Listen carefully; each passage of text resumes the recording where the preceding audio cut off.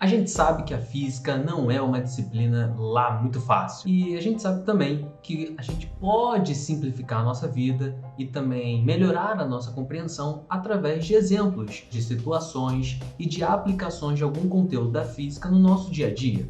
E foi pensando nisso, trouxe 9 exemplos de situações da dilatação térmica para você. Vamos lá? Fica comigo até o final que você não vai se arrepender, hein?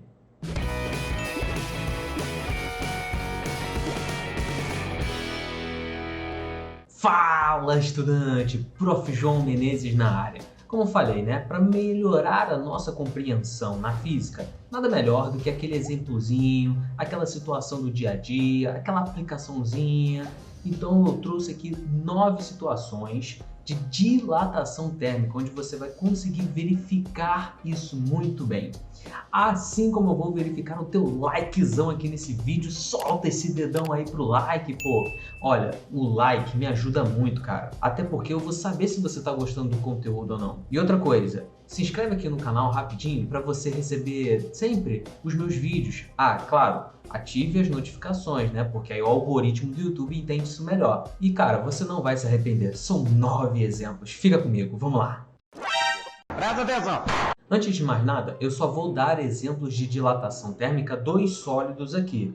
Outra coisa que nós devemos falar é o seguinte: dilatação térmica não é um termo muito adequado, porque dilatação significa aumentar. E também tem o seu oposto, que é a contração, que significa diminuir. Então, apesar de canonicamente nós falarmos de dilatação térmica, na verdade a gente está estudando tanto a dilatação quanto a contração. Então, um termo melhor seria variação da dimensão. Mas aí fica meio chato, né? Mas entenda que o importante aqui é que você vai se deparar com situações onde os corpos vão aumentar a sua dimensão ou até diminuir a sua dimensão. Ah, e que fique bem claro, essas variações de dimensão são única e exclusivamente devidos à variação de temperatura. Então tem que ter diferença de temperatura para que provoque a dilatação ou a contração. Vamos para o primeiro exemplo. Como abrir melhor tampas de potes enlatados?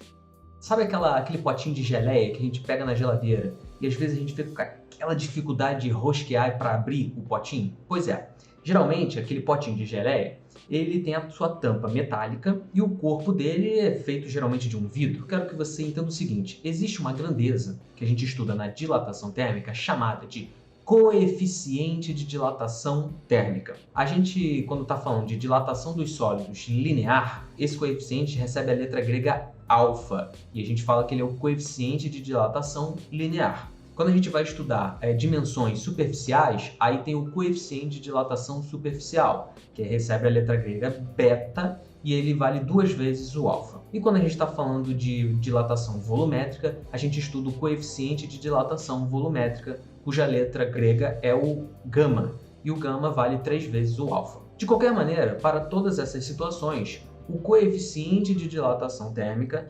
representa a facilidade com que um corpo vai aumentar ou diminuir, né, as suas dimensões. Em outras palavras, o coeficiente ele determina a facilidade com que um corpo tem de variar as suas dimensões. Voltando ao exemplo do pote de geleia, eu te disse que a tampa é metálica e geralmente o corpo é de vidro. Sabemos disso. E o que você tem que saber de maneira intuitiva é que os metais são muito melhores condutores térmicos do que os vidros. Se você pega uma concha de metal e vai fazer lá o feijão, sabe que se deixar a concha dentro do feijão, daqui a pouco quando você for pegar a concha, você vai certamente se queimar, porque a concha é feita de metal e ela conduz muito bem essa energia térmica. Mas então, quando a gente tira o potinho da geladeira, aquela tampa metálica, ela fica difícil de rosquear. Uma maneira mais fácil de você conseguir abrir aquele potinho é colocá-lo, a tampa metálica, perto de uma chama, perto de uma fonte térmica. Muitas pessoas, inclusive, ligam o fogão, a chama do fogão, coloca a tampa metálica perto e aí aquela tampinha metálica vai se dilatar. Só que ela vai se dilatar muito mais do que o potinho de vidro. E aí que tá. Por que isso acontece?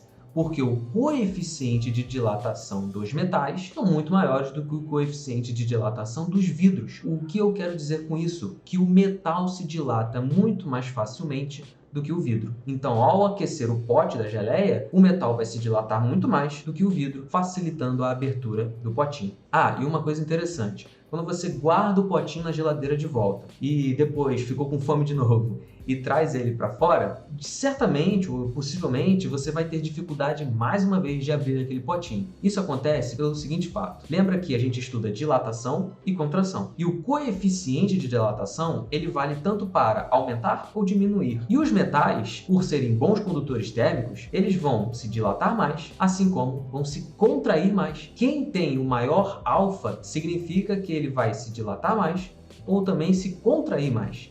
E o metal, ao ser posto na geladeira, ele vai se contrair mais do que o vidro. Por isso nós temos a mesma dificuldade em abri-lo.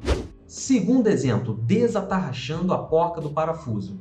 De repente você já deve ter se deparado com esse exemplo também, com essa situação. É claro! Às vezes a gente quer desatarrachar a porca de um parafuso e na força bruta também nós vamos ter alguma certa dificuldade. A melhor maneira de a gente desatarrachar essa porca do parafuso é esquentando os dois materiais. O que acontece é que a porca, ela geralmente tem um coeficiente de dilatação maior do que o parafuso. Então, assim como no caso anterior, a porca vai acabar se dilatando mais do que o parafuso.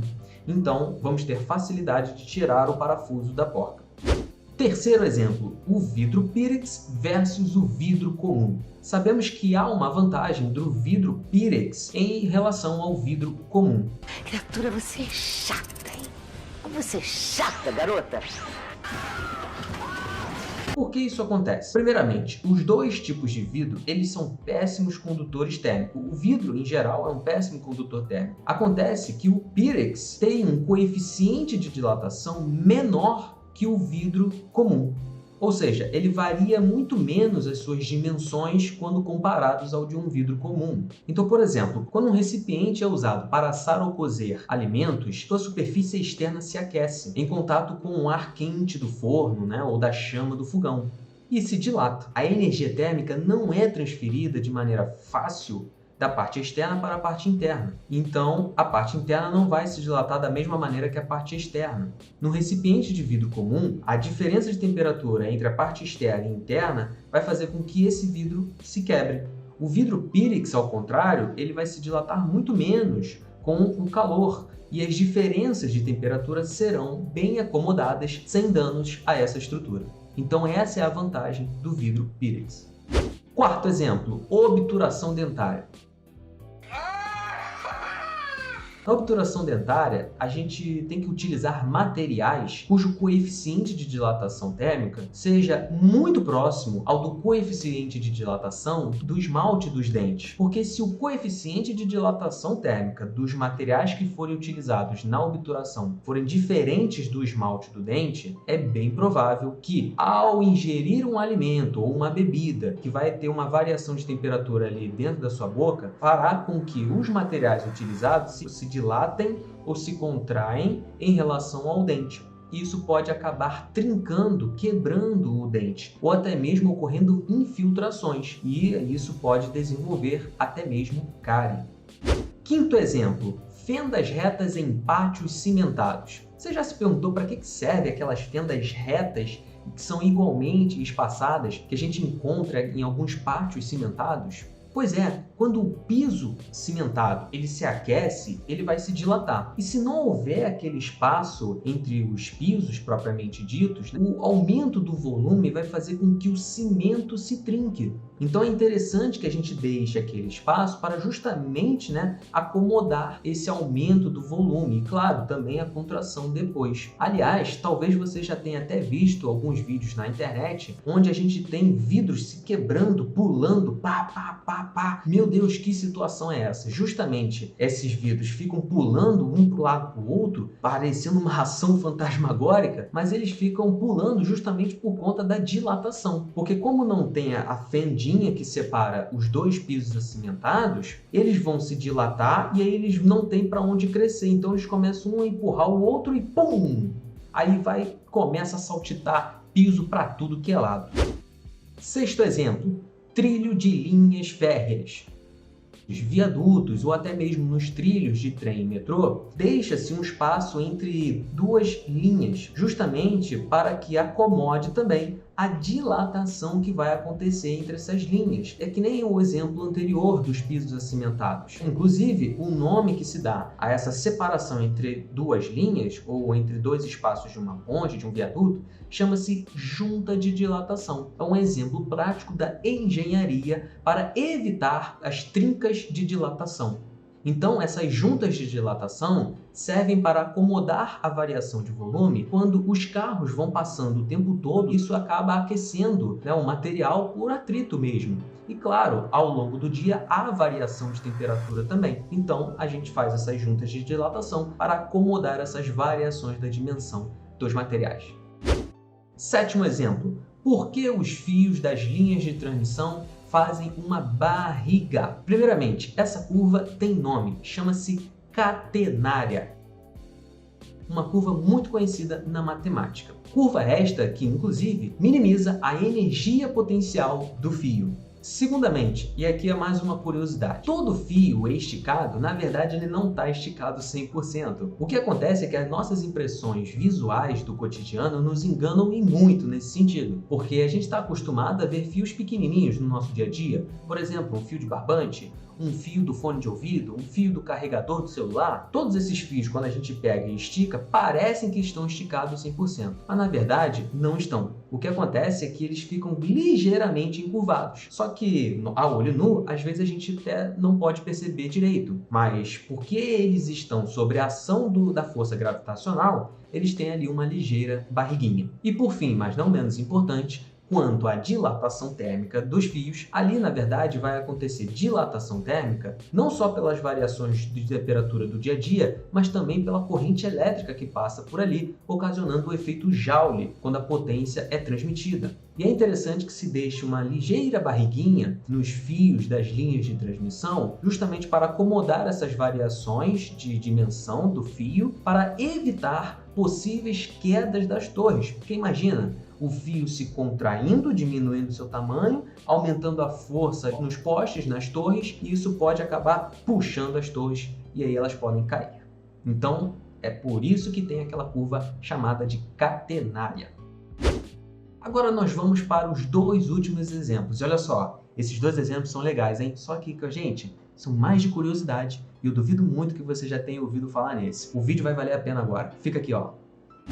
Oitavo exemplo. Por que os móveis estalam durante a noite? Ah, rapaz, será que é uma ação fantasmagórica também? Efeitos sobrenaturais?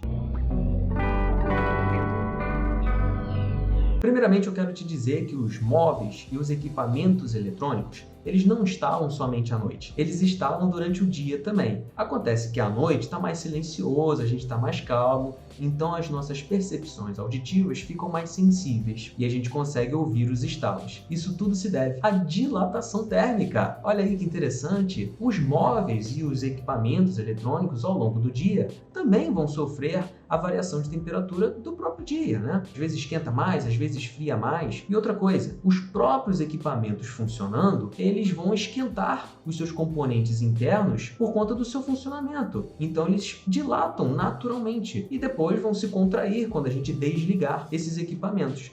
Então, por conta dessa dilatação e dessa contração do próprio funcionamento dos equipamentos, né, e por conta da variação de temperatura ao longo do dia, os móveis podem se dilatar e se contrair. E aí acaba provocando o estalo, né, que se converte ali na energia sonora e a gente escuta. Nono e último exemplo. Por que as portas e gavetas de madeira são mais difíceis de abrir e fechar em dias chuvosos? Mais uma curiosidade que tem a ver com o fenômeno da dilatação. E é muito simples. Em dias chuvosos, a umidade do ar aumenta. E essas portas e gavetas de madeira acabam absorvendo essa umidade do ar. Acabam absorvendo e, com isso, aumentam o seu volume. E aí fica mais difícil de abrir e fechar e elas ficam emperrando. Simplesmente porque aumentaram um pouquinho o seu volume. E aí, estudante, gostou desses exemplos, situações e aplicações do dia a dia que a gente encontra por conta do fenômeno da dilatação térmica? Talvez agora o seu estudo tenha ficado um pouquinho melhor e a sua compreensão ganhou certamente um nível também de aprendizado muito maior. Bom, espero que você tenha gostado, valeu por ter ficado aqui até o final e ó, fique ligado, se inscreve aqui no canal, ative o sininho das notificações para o YouTube entender que você gosta dos meus conteúdos e que ele vai te entregar. Assim, a gente fica mais pertinho juntinho. Valeu? Forte abraço, bons estudos!